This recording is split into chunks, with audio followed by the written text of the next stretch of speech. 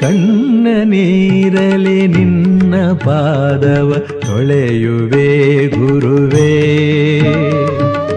ಭಕ್ತಿಯೆಂಬ ಹೃದಯ ಪುಷ್ಪದೆ ಅರ್ಚಿಸುವೆ ಪ್ರಭುವೇ.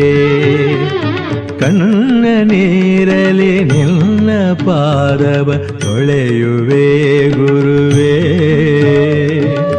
ಭಕ್ತಿಯೆಂಬ ಹೃದಯ ಪುಷ್ಪದೆ ಅರ್ಚಿಸುವೆ ಪ್ರಭುವೇ.